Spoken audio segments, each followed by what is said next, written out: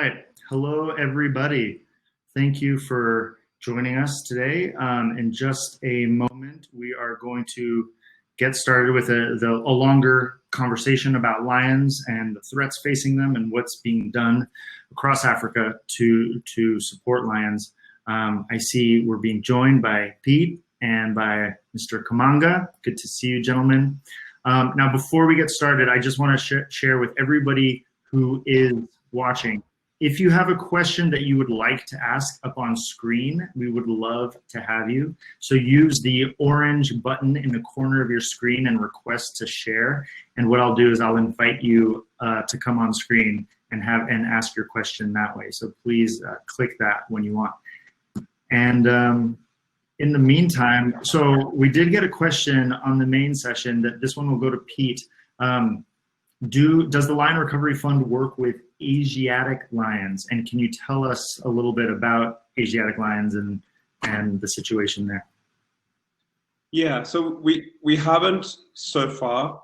And the primary reason for that is that the limiting factor for Asiatic lions appears to be politics around the need for reintroducing lions away from the habitat in which their numbers are kind of saturated into other parts of India, but there are political blockages preventing that. And so it's not clear that additional funding would necessarily resolve that situation. If the situation were to arise that Lion Recovery Fund funding could assist in India, then we would consider that on its merits. So thus far, we haven't. And of course, we've been super busy dealing with all of the challenges in Africa across the 25 or so range states. So now I'm seeing a great question from Claire, who's asking about empowering nationals to be more engaged in the future of conservation. And I think, John, you're an amazing example of this, right? Somebody who is from a community that faces wildlife issues on a day-to-day basis, and you've taken action, you've done something about it, and you've created this organization that you're now running. Do you see yourself as kind of leading a new chapter of conservation leadership going forward, and what more should be done in that area? Thanks, Paul. Yes, for sure. I mean, I'm reflecting on, at the moment, an incident that we have today. As we sit here discussing, I have somebody who is in theater who is being treated because of lion injuries. And because we are part of that community and are working with them, it's become very easy for us to actually reach out to them reaching out to us. In actual fact, before the government agencies are on the spot to save lives, we find ourselves always there. And that has really reversed, the anger that people come up with immediately, because then they are seeing us, they're not seeing strangers, they're seeing people who are using the same landscape, and that has really kind of softened and created, the ability for people to continue to coexist, even in a challenging situation. And so the more you have leaders and driving leadership, conservation leadership from people who are, within the localities and who are still practitioners, makes a whole difference, because you connect with people, you understand, what challenges they are facing, they understand you're talking the same language.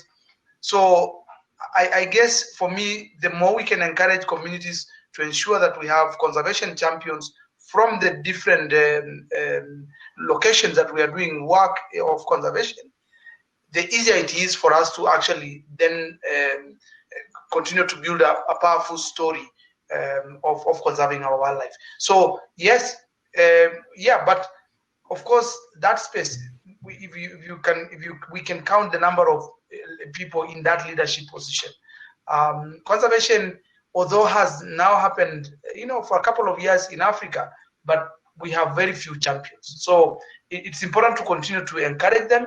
It's important to continue to support them in whichever way we want, so that the faces out there of the people who are championing our conservation work, are from those communities.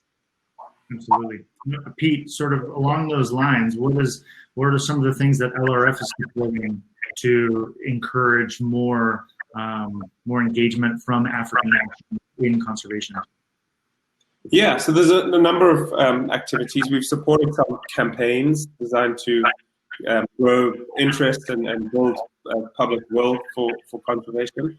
We've identified a number of small conservation organizations that are led by Black African conservationists and really try and provide them with some support to help them grow. And then we constantly encourage all of our grantees to nurture and foster future conservation leaders to make sure that as many kind of grassroots conservationists as possible emerge. Because as I said earlier, this is critical because it's my belief that indigenous African conservation leaders are likely to have much more resonance with politicians and with local communities. And then in addition to what LRF is doing, of course, WCN, the wider WCN has got a number of programs designed to support the emergence of conservation the world, including Africa. So there's a lot needs to be done, but there's a lot of things we're trying to do to push that agenda. Sure. Great. Now I'm going to invite somebody up on screen to ask a question. And again, to people watching out there, if you would like to ask a question up on screen with us, please click the share button in the corner, and I'll bring you up on screen to ask the question. And while I think we're being joined by somebody now. Give us 1 second. Oh, hello. Hi, Tammy. Thanks for coming. What's your question? Well, I'm Tammy Calliope, and I have a question basically for Dr. Peter Lindsay, if you would. One of my dearest friends for many years is named Peter Mutipape, and he lives in Kimana village. And he's almost single-handedly been resolved conflict between the subsistence farmers of his village and the land. He's through GoFundMe lives. He founded Justice for Wildlife. He patrols every day and he's with children, and yet he lives in the most abject poverty. So my question is, are people like him, or would he be a potential grantee of your organization, the Lion Recovery Fund? Yeah, so I mean, I think we look at anyone who's doing work, conservation work that's likely to benefit the conservation of wild lions or their habitats or their prey as potential grantees. So feel free to put him in touch with me so I can learn. I can speak to him and learn a little bit more about what he's doing. But in short, absolutely, we are willing to speak to whoever is doing work on lions out there and see if their work is appropriate for support. Okay, so John, there have been a few questions more specifically about lions in your region, and specifically regarding human-lion conflict. So in the event that there's a depredation incident, so for example, if a lion attacks somebody's livestock and people do decide to retaliate and kill that lion, then what? What does your team do after that? How do you engage in conversations with the community members and the people that have taken action against that lion?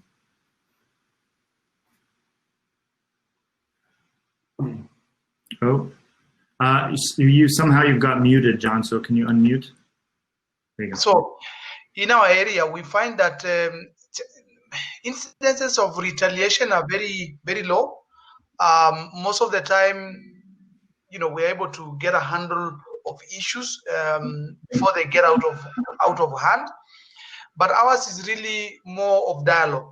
We try to encourage dialogue every time we get an incident and find out, try to follow what happened. Is it the lion that was, a problem, or is it actually the way we've used the landscape? More often than not, we find people backing off and starting to understand,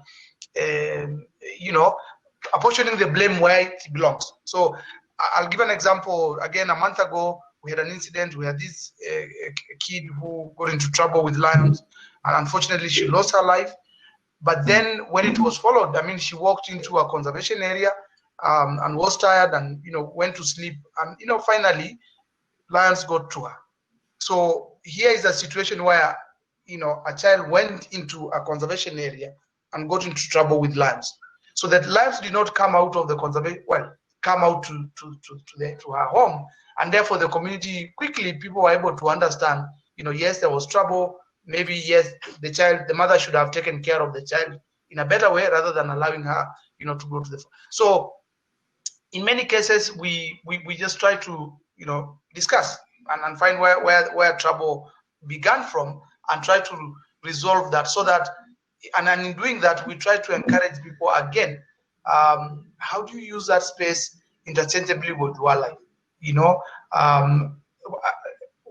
Part of some of the times that we have issues is when we have, during the drought, when you have shrinking of resources, and we are all using the same little patch of a forest, and that is where the lands are also sleeping.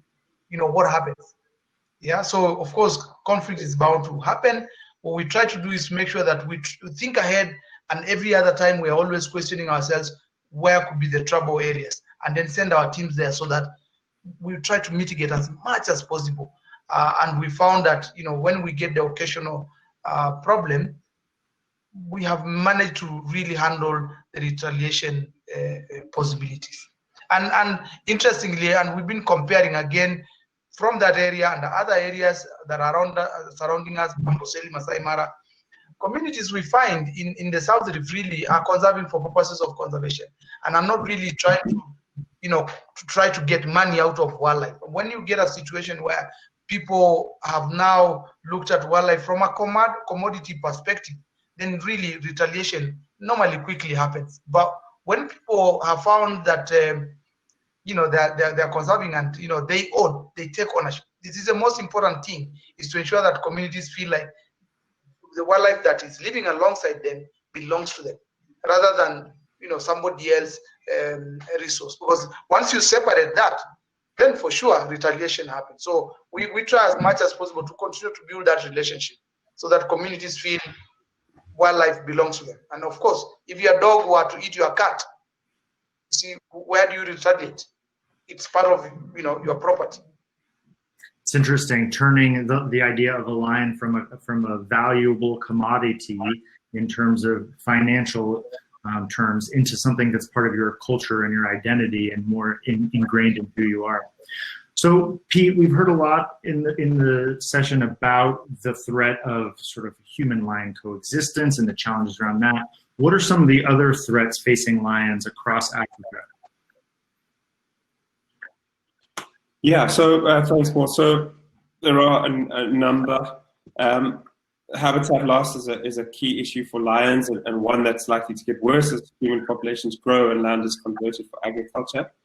The bushmeat trade is an extremely serious threat. It results in when people hunt wildlife for bushmeat, it causes a reduction in the prey populations upon which lions depend, and then lion numbers decline very quickly thereafter. Lions also get caught in the snares and traps that are put out for bushmeat. And there's a growing threat from targeted poaching of lions for their body parts in certain parts of Africa. So in some places it's quite serious already, and then in lots of other places it's more of a kind of incipient potential threat. And it's really worrying, because lions are actually really easy to kill, because you could just poison them if you were of that kind of bent. So it's a challenge that we've invested in trying to tackle, and one that we have our eye very closely. So just for those who may not be familiar, what is bushmeat, and what does that snaring of bushmeat do, and how does it impact lions, and what's that like? Yeah, so bushmeat is a kind of generic term to describe meat from wild animals. And so, of course, people for millennia have eaten wildlife in Africa as a means of subsistence. But as the human population has grown dramatically, the trade in bushmeat has become highly commercialized, and it's kind of inherently unsustainable because there are more people than the wildlife resource can support. And so lion populations tend to be in close synchrony with prey populations. And so if bushmeat hunters kill too many prey animals and the prey base declines, then lion numbers decline very quickly. And also, as I mentioned, people who poach for bushmeat tend to use wire snares and gin traps or bear traps, I think they're called in the US. And lions are very susceptible to being caught themselves in those traps. So they kind of get hit by a double whammy as a result of the bushmeat trade. So I would say it's really one of, if not the most serious threats to lions. And it's one that I don't think enough people are really talking about. And similarly, there's this rising threat of trade, illegal trade in lion parts. And I see a comment here from Paula that mentions this growing threat. So can you tell us a little bit about what we're starting to see across Africa in terms of targeted poaching, why lions are being poached like that, where they're going, and what we're doing about it? Yeah, so there seems to be some demand for lion body parts from Asia, and there seems to be some demand from within Africa, but perhaps both by expat Asian communities, but also from African communities. And so so this is an issue that's not particularly well understood yet, but in certain parts of Africa, we're seeing lions being poached for their body parts, and very often the claws and the teeth are removed. Sometimes the fat, sometimes the skins are removed for a variety of purposes. And so the Lion Recovery Fund has invested in a number of projects to try and better understand this threat, because it's hard to tackle it if you don't really understand it properly.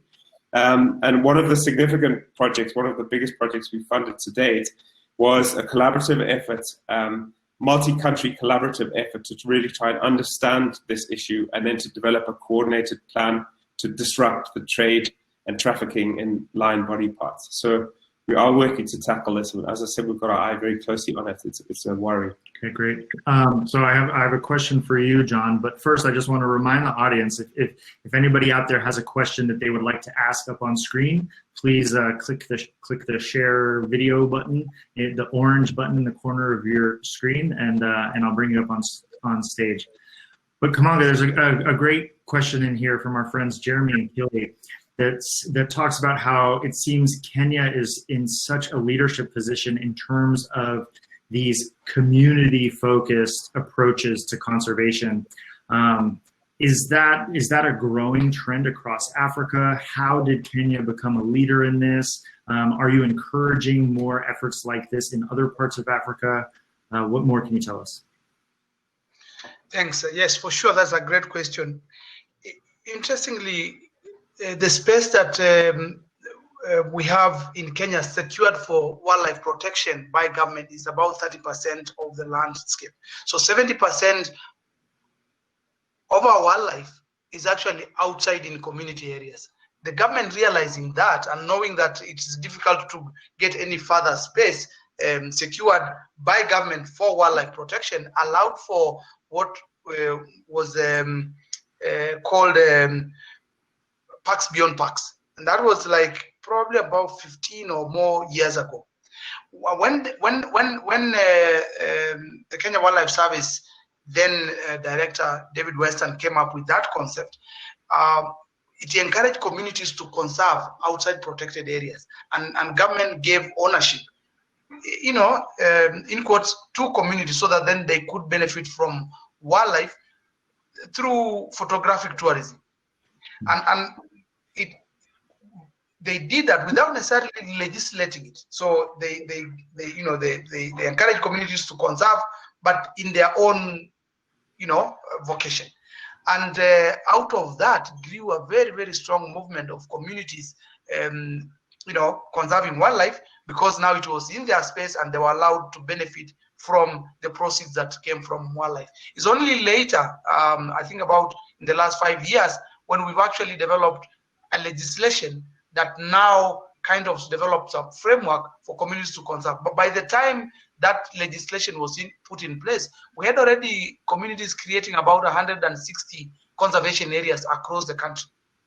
So I think because people were doing it, from their own will, it enabled people to actually move that much further in furthering the effort of community conservation.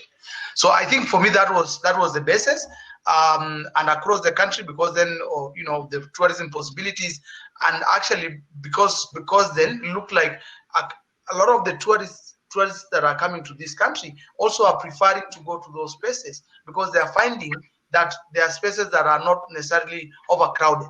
So there was then, of course, also an enticement, given that there was an industry that was willing now to promote the business of conservation in those areas, because you don't want necessarily to come to Africa and always end up in those crowded areas. You want a little bit of space for yourself. And I actually see that is going to even increase, in the coming years, because now of the situation of COVID, I'm sure a lot of people who come want not necessarily to go to places that have crowds, but to go to these spaces. So I can only foresee community conservation, even growing more in the future if the industry pushes towards that direction. Great.